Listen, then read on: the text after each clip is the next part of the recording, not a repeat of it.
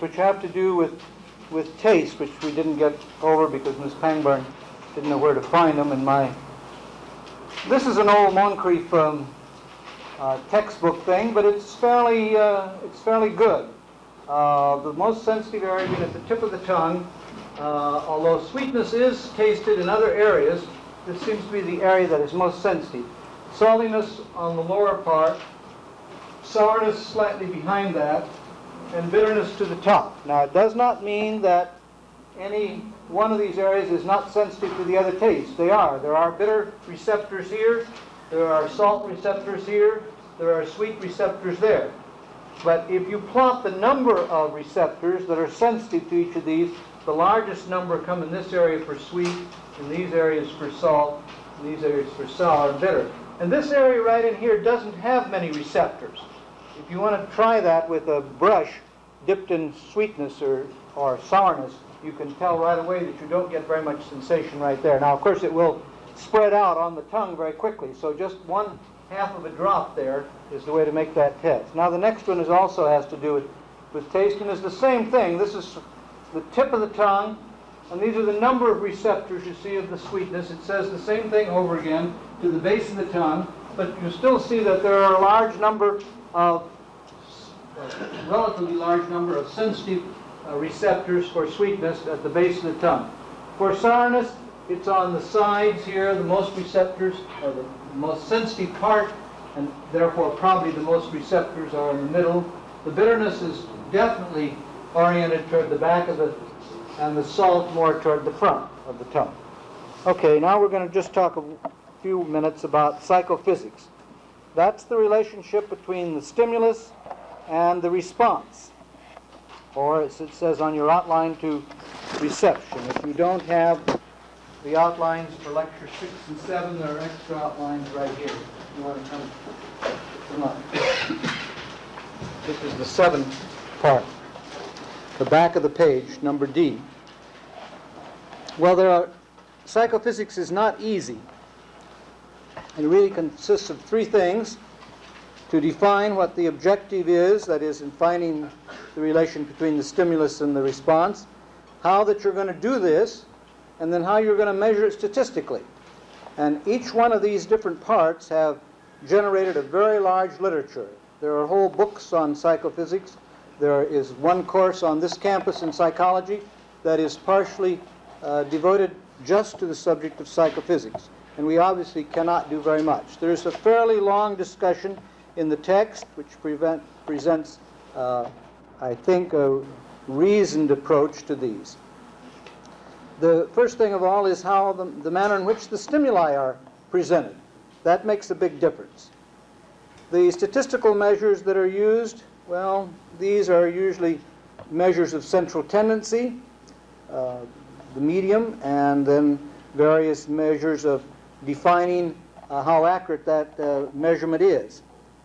It's easier to detect a known stimulus than it is to detect an unknown stimulus. And anybody that works with thresholds will soon find this to be an important thing. As soon as the person learns to recognize the stimulus, to identify it in his mind, he will begin to detect it at lower concentrations. And this is one of the fundamental reasons why we have to have training periods in doing sensory evaluation. And probably one of the primary faults of our laboratories in this course is that we have you for one laboratory one time.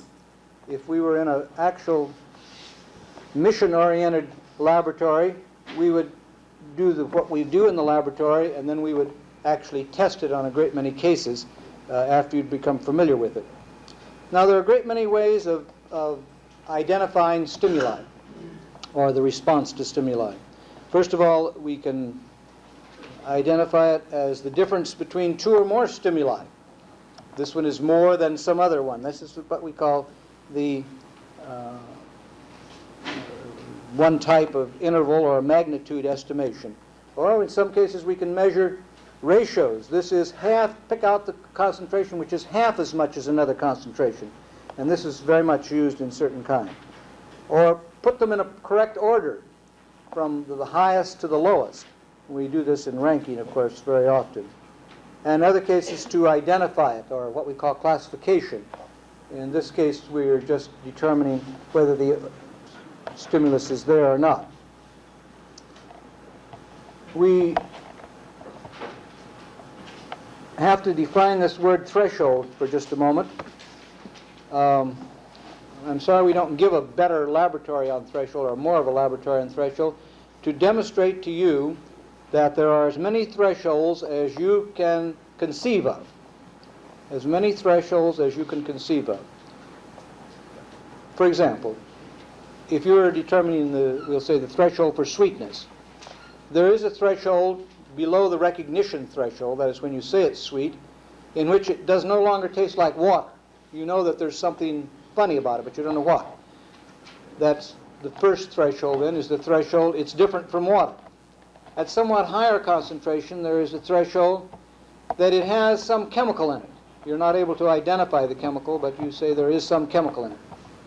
At some higher concentration, you may say that it is bitter. Many sweet substances have, at low concentrations, a bitter component.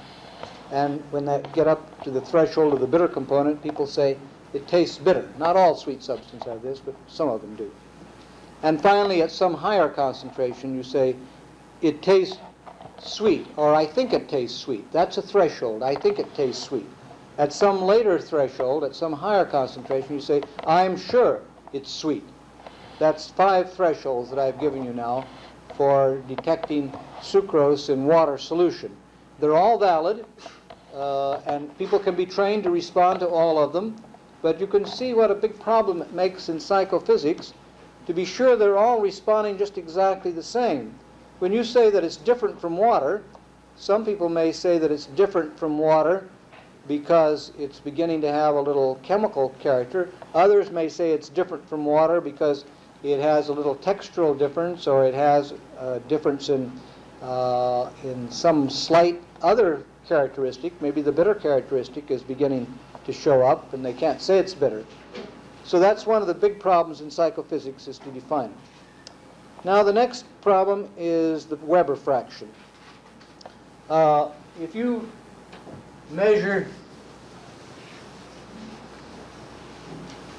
how much it takes of the stimulus, increase of the stimulus, what we call a just noticeable difference, which I defined last time, to the total stimulus, is how much you have to increase the stimulus above a certain stimulus level. This comes out to be a K, and that's called the Weber fraction. It varies with different compounds. For the taste, it varies between about 0.15 and 0.25. And the Weber fraction holds constant in the lower ranges fairly well. For some compounds, this stays in this range up to a fairly moderate concentration. In the upper concentrations and the very low concentrations, the Weber fraction doesn't hold very well. It varies somewhat with individuals, too. It varies somewhat with individuals. Now, the next problem is the Feckner relationship. Feckner was a German psychologist who, very religious man. His book has just recently been translated, more than 100 years after it was published. He's the father of psychophysics, and he believed that if this equation here held, that is, you'd had one just noticeable difference as against S would equal K to a change in response, R meaning response, S meaning stimulus. So this is the concentration of what you stimulate, or the increase in concentration there. He said that this looks like something rather fundamental in psychophysics, that this represents something or other he conceived as important. And we'll show you a slide now of just what he saw, or what he felt he saw. Oh, this is another taste slide. Excuse me for putting it out of order, but rather than let it go now, it shows this is negative taste stimulation, and above that is positive taste stimulation, or pleasant. These are the pleasant sensation. These are the unpleasant sensation. Notice that for all of the sensation, there is an area at low concentrations, over here is the lowest concentration, in which they're pleasant. The bitter one, even the bitter one, at a very low concentration here, will have a slight pleasant characteristic, like in curries or tonic water and things like that. Salt is pleasant up to a certain point, and at higher concentrations it becomes unpleasant. Sour is quite pleasant at low concentrations, and at higher concentrations it becomes unpleasant. And only sweet continues to be pleasant all throughout its entire concentration range, from the very lowest until saturation. And even there, however, there is a slight drop-off at the higher concentrations. Okay, now the one I want to talk about.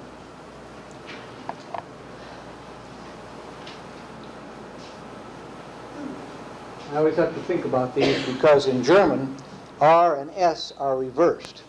And sometimes I have a German slide on, so let me think about this.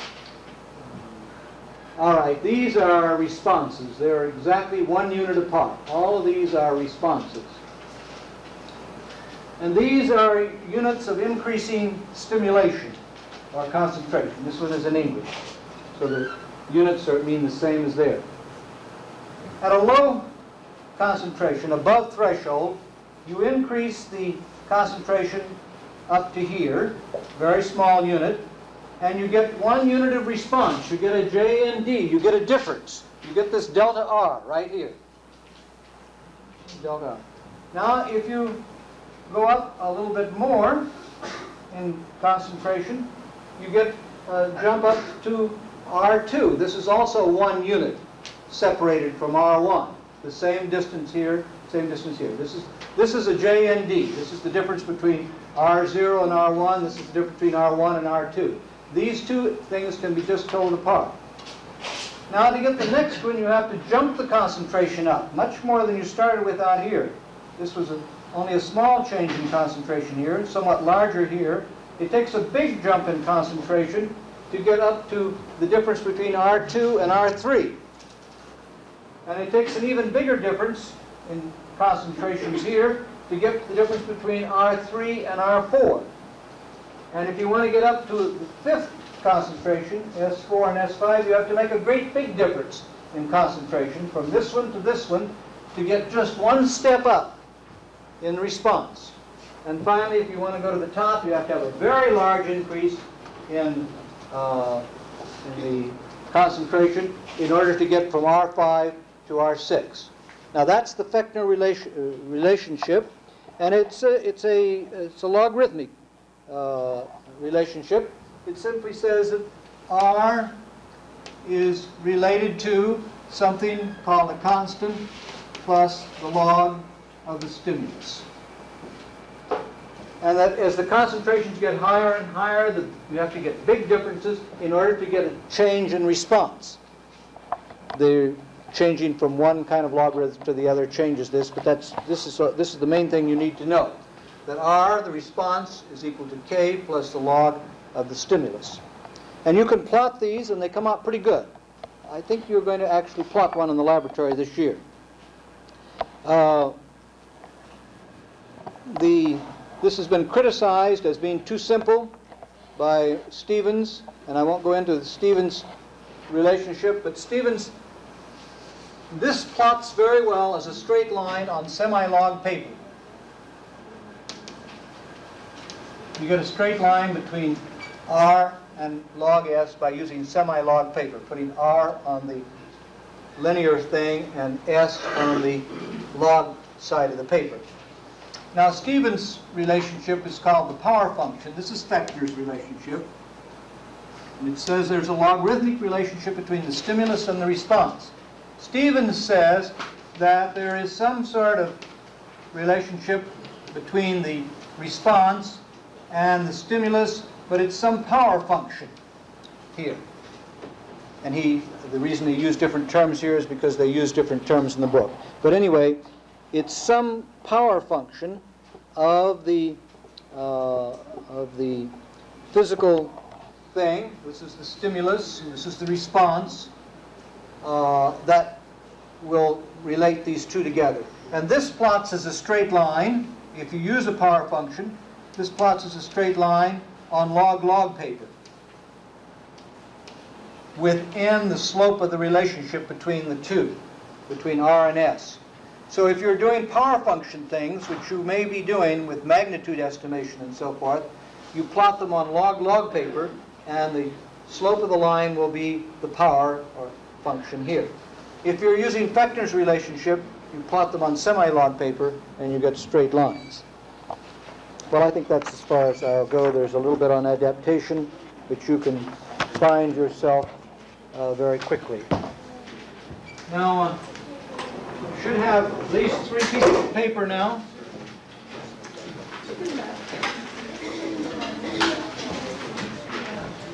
And I'll start on the far right here, writing as carefully as I can.